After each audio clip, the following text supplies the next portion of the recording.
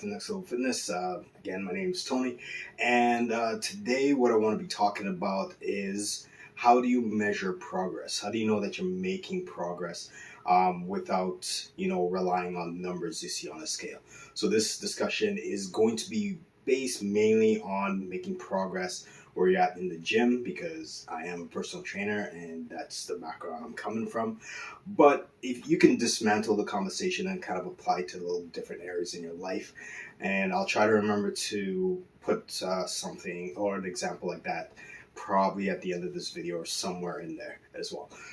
So I'm going to be kind of looking off screen every now and then. If you find that I'm getting distracted, it's because I wrote the things down and I kind of want to make sure I hit every point. So I might stop every now and then just to make sure that I'm addressing every point that I want to talk about.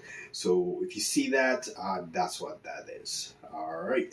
So we'll get on with the first one. So the first one is just, like I said, measuring progress. How do you do that without relying on stepping on a scale, or maybe even like measuring circumferences and things like that, although that is a good indicator as well. So one of the first points I want to touch on basically is, how do you feel after you finished your workout?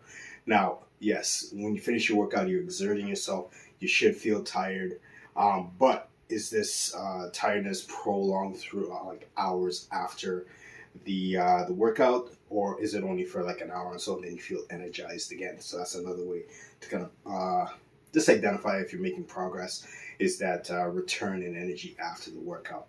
How did you feel during the workout? Like, are your workouts progressing the way you want it to go? How are the exercises going? Do they feel like they're getting easier, or is it always a struggle every single workout? If you find it's always a struggle, there's something in there that needs to be changed in order for you to make the progress that you're wanting to make. All right. Next point I want to make is injuries before going into a workout or injuries during and after a workout. So the way you measure progress with this one is, if, let's say, for example, I had a shoulder injury and before I start my workouts or a new program or whatever it is, with the weeks that go by, the months that go by, is that injury getting better, or is it progressively, in a negative way, getting worse? That's another way to kind of measure your progress in the gym. How do your injuries feel? So, you may not be making PRs every week, every month.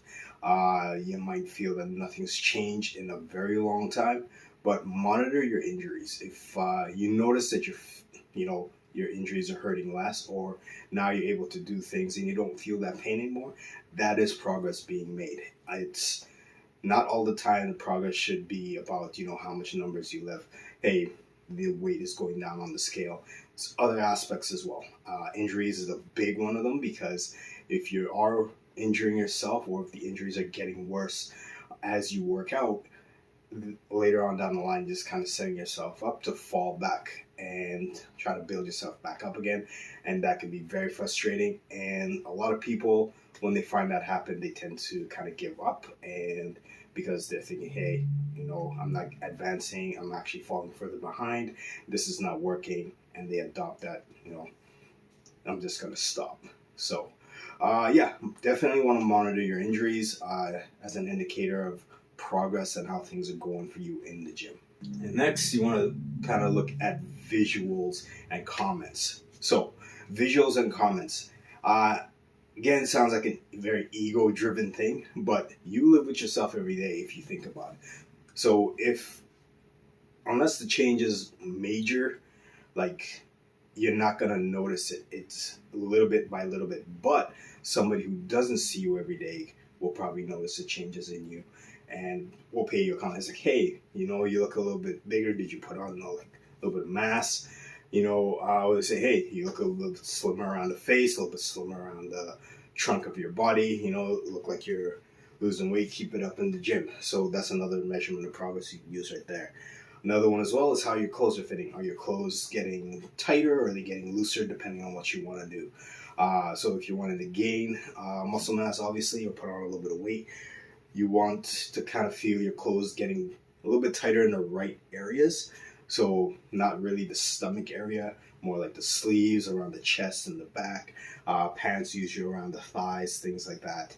It's another way to kind of measure the progress.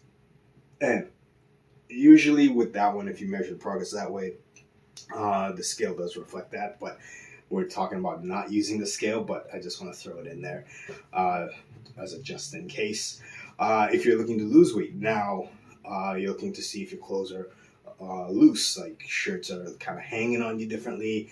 You know, you've gone down a couple pant sizes. The tricky thing with that is, though, is you can be losing weight and nothing is really changing on the scale, because muscle weighs a lot more than fat.